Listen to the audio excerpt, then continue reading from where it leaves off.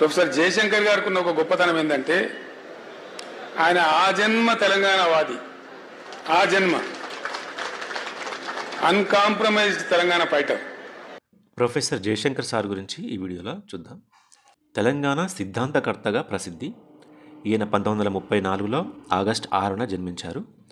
అదేందో నాకు ఆగస్టు 6 అంటే యాంటోనీ కమిటీ గుర్తొస్తుంది. యాంటోనీ కమిటీ 2013 ఆగస్టు 6న ఏర్పాటు చేశారు. మన జయశంకర్ సారు 1934 ఆగస్టు 6న జన్మించారు. ఎక్కడ?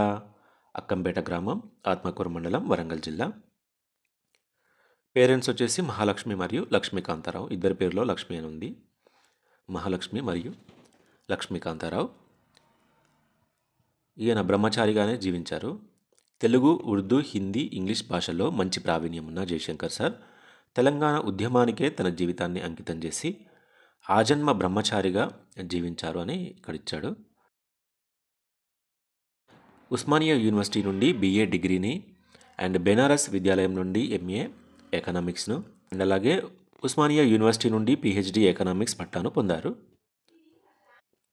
1952లో నార్ముల్కీ ఉద్యమంలో, సాంబార్ ఇడ్లీ గోబ్యాక్ ఉద్యమంలో పాల్గొన్నారు. అండ్ అలాగే తెలంగాణ, ఆంధ్ర రాష్ట్రాల విలీనాన్ని వ్యతిరేకిస్తూ విద్యార్థి నాయకుడిగా ఆయన 1954లో ఫజల్ అలీ కమిషన్కు నివేదిక ఇచ్చారు. అయితే ఇక్కడ ఆనందరావు తోటగారి గురించి ఇక్కడ యాడ్ చేయడం జరిగింది. ఎందుకంటే రీసెంట్గా 2024 Group 2 పేపర్ 4లో ఆయన గురించి క్వశ్చన్ వచ్చింది. అందుకని ఇక్కడ యాడ్ చేశాను. ఒకసారి చూద్దాం. అప్పటికే టీచర్గా పనిచేస్తున్న ఆనందరావు తోట ఉపాధ్యాయ సంఘాల పక్షాన, ఎవరి పక్షాన? ఉపాధ్యాయ సంఘాల పక్షాన ఫజల్ అలీని కలిశారు. తెలంగాణను ఆంధ్రాతో కలపడం వలన ఈ ప్రాంతానికి జరిగే నష్టాన్ని గురించి చక్కని ఉర్దూ భాషలో ఫజల్ అలీకి వివరించారు.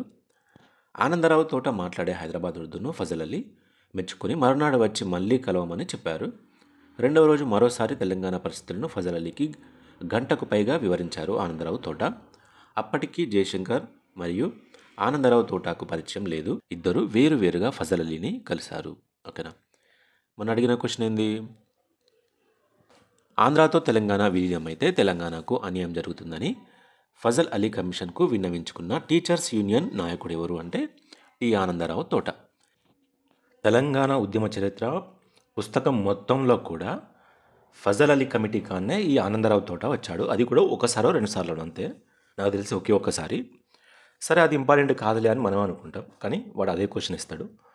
సో Group 2కి ప్రిపేర్ అయ్యేవారు ఖచ్చితంగా ప్రతి లైన్ చదవాలి. ఓకేనా? ఏ బుక్ చదవాలి? వి ప్రకాష్ గారి బుక్ చదవాలి. 1969 ప్రత్యేక తెలంగాణ తొలి దశ ఉద్యమంలో మరియు మలి దశ ఉద్యమంలో ఆయన కీలక పాత్ర పోషించారు. 1975 నుండి 79 వరకు CKM కళాశాల ఉంది కదా, దానికి ప్రిన్సిపల్గా పనిచేశారు.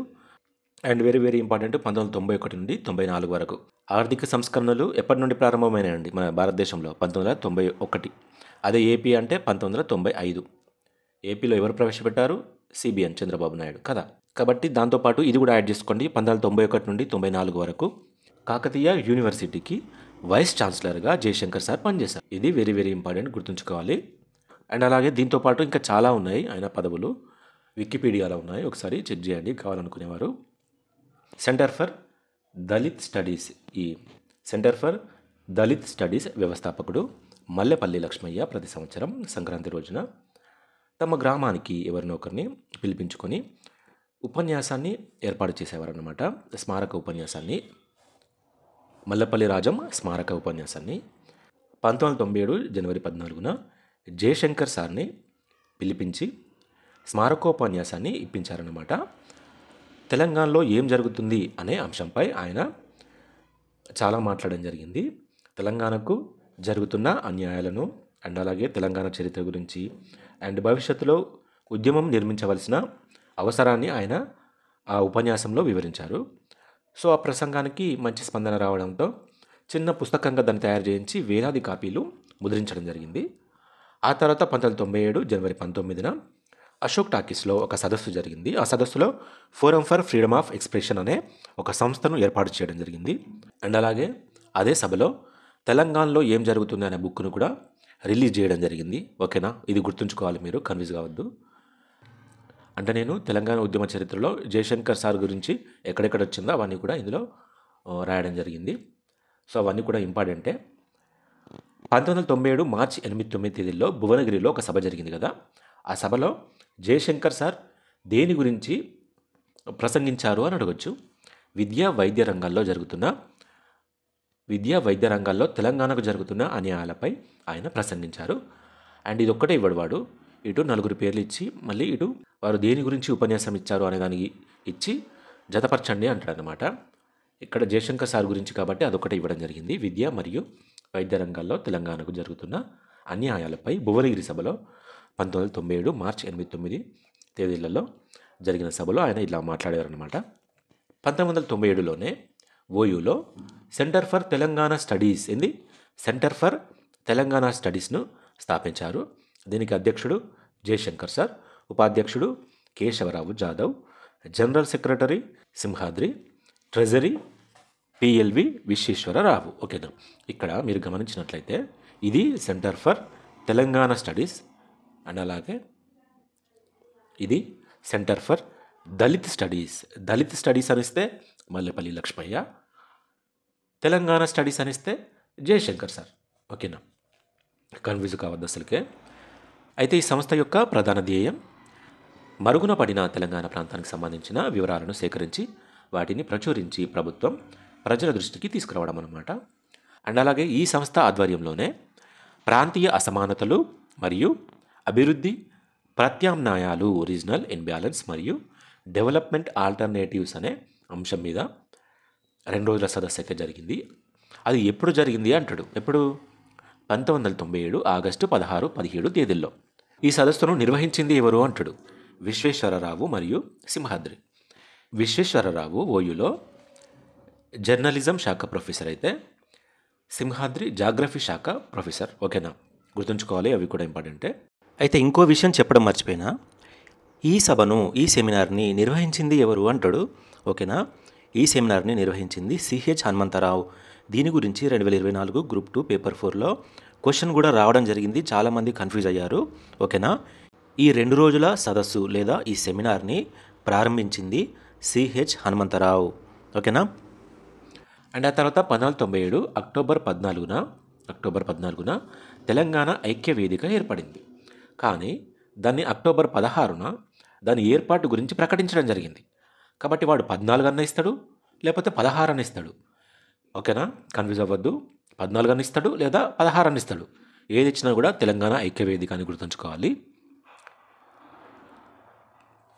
28 సంస్థలు కలిసి అయితే తెలంగాణ ఐక్య వేదిక ఏర్పడింది. దీని ఏర్పాటులో ప్రొఫెసర్ జయశంకర్ సార్ కీలక పాత్ర పోషించారు అనేది గుర్తుంచుకోండి. నెక్స్ట్ మే 2000లో తెలంగాణ రీజనల్ టీచర్స్ యూనియన్ను ప్రారంభించారు అని ఇది వికీపీడియాలో ఉంది. సో దీన్ని ఇక్కడ యాడ్ చేశాను అందుకని. ఆ తర్వాత టీఆర్ఎస్ ఏర్పాటులో కేసీఆర్కి సలహాదారుడిగా, మార్గదర్శిగా వెన్నంటి నిలిచారు జయశంకర్ సార్. అండ్ 2009 డిసెంబర్ 9న హోంమంత్రి చిదంబరం ప్రకటన చేశాడు కదా. చేసిన తర్వాత మన కేసీఆర్కు ప్రొఫెసర్ జయశంకర్ సారే నిమ్మరసం ఇచ్చి నిరాహార దీక్ష విరమించారు. అండ్ అలాగే 2010 జనవరి 5న ఒక అఖిలపక్ష సమావేశం జరిగింది. అప్పుడు హోంమంత్రి చిదంబరం. జరిగినప్పుడు 8 రాజకీయ పార్టీలను వారు ఆహ్వానించారు. ఎందుకు అంటే తెలంగాణ ఆందోళనలు అధికమవ్వడంతో ప్రత్యేక రాష్ట్రంపై ఈ పార్టీల అభిప్రాయ సేకరణ తెలుసుకోవడం కోసం. అయితే ఈ 8 పార్టీల్లో టీఆర్ఎస్ పార్టీ కూడా ఒకటి కదా. ఈ టీఆర్ఎస్ పార్టీ నుండి కేసీఆర్ మరియు జయశంకర్ సార్ హాజరయ్యారు. అయితే 2012 డిసెంబర్ 28న కూడా అఖిలపక్ష సమావేశం జరిగింది. అప్పుడు హోంమంత్రి ఎవరు అంటే సుశీల్ కుమార్ షిండే. అయితే అప్పుడు టీఆర్ఎస్ తరపున హాజరైంది ఎవరు అంటే కేసీఆర్ మరియు నాయని నరసింహారెడ్డి. అది 2012లో. అప్పటి వరకు జయశంకర్ సార్ లేరు. జయశంకర్ సార్ 2011 జూన్ 21న మరణించారు. సో అందుకని కేసీఆర్ అండ్ నాయని నరసింహారెడ్డి ఇద్దరు వెళ్ళారు ఆ అఖిలపక్ష సమావేశంలో. దానికి కన్ఫ్యూజ్ కావద్దు. నెక్స్ట్ సార్ పుస్తకాలు చూసినట్లయితే తెలంగాణ రాష్ట్రంపై విస్తృత అంగీకారం, నిజ నిజాలు, తల్లడిల్లుతున్న తెలంగాణ, వక్రీకరణలు, వాస్తవాలు. ఇది వికీపీడియాలో తీసుకున్న దీన్ని కూడా వికీపీడియాలో తీసుకోవడం జరిగింది రెండింటిని. తెలంగాణ రాష్ట్రం ఒక డిమాండ్, తెలంగాణ ఇది ఇంగ్లీష్లో రాయడం జరిగింది. వికీపీడియాలో ఉన్నాయి ఈ రెండు కూడా. అందుకని ఇవి యాడ్ చేశాను. అండ్ జయశంకర్ సార్ స్వీయ చరిత్ర వడవని ముచ్చట్లు అనే గ్రంథాన్ని కొంపల్లి వెంకట్ గౌడ్ రచించారు. ఎవరు? Kompalli Venkat Goud. Very very important. And Jayashankar sir cancer కారణంగా 2011 జూన్ 21న మరణించారు. ఆంధ్రప్రదేశ్ విభజన ఫలితంగా 2014లో కేంద్ర ఆచార్య ఎన్జీ రంగా వ్యవసాయ యూనివర్సిటీ ఉంది కదా, దాని నుండి ప్రొఫెసర్ జయశంకర్ తెలంగాణ రాష్ట్ర వ్యవసాయ యూనివర్సిటీని ఏర్పాటు చేయడం జరిగింది. అది జయశంకర్ సార్ జ్ఞాపకార్థం అని చెప్పుకోవచ్చు. అండ్ అలాగే ఆయన పేరు మీదుగానే జయశంకర్ భూపాలపల్లి జిల్లా, మా జిల్లా జయశంకర్ భూపాలపల్లి జిల్లాను ఆయన పేరు మీదుగా ఏర్పాటు చేయడం జరిగింది 2016 అక్టోబర్ 11న. అండ్ ఇంకొక పాయింట్ నేను చెప్పడం మర్చిపోయినా, జయశంకర్ సార్ తెలంగాణకు అసలైన విలన్ ఎన్టీఆర్ అని ప్రకటించిండు. అదొకటి గుర్తుంచుకోండి. ఓకేనా? ఇదండి జయశంకర్ సార్ గురించి. అండ్ అలాగే ఎగ్జామ్ బిఫోర్ ఖచ్చితంగా మీరు అన్ని పీడిఎఫ్లు కూడా 1-2 సార్లు చూసుకోవాలి. ఓకేనా? మన నిప్పు లాంటి నిరుద్యోగి యాప్లో తెలంగాణ ఉద్యమ చరిత్ర మీద ఒక కోర్స్ తీసుకురావడం జరిగింది. ఈ కోర్సులో confusion points videos, chronological explanation videos and అలాగే తెలంగాణ నూతన పథకాలకు సంబంధించిన వీడియోస్ అండ్ ఈ మూడింటికి సంబంధించిన ఫ్రీ పీడిఎఫ్, ఫ్రీ మెటీరియల్ కూడా ఉంటుందండి. 1 year ఆఫర్ ఇవ్వడం జరిగింది. ఎవరికైనా ఇంట్రెస్ట్ ఉంటే యూజ్ చేసుకోండి. ఒకసారి అయితే మన యాప్ డౌన్లోడ్ చేసుకోండి. ఫ్రీ కంటెంట్ కూడా ఉంటుంది. మీరు చూసాక మీకు నచ్చితేనే తీసుకోండి.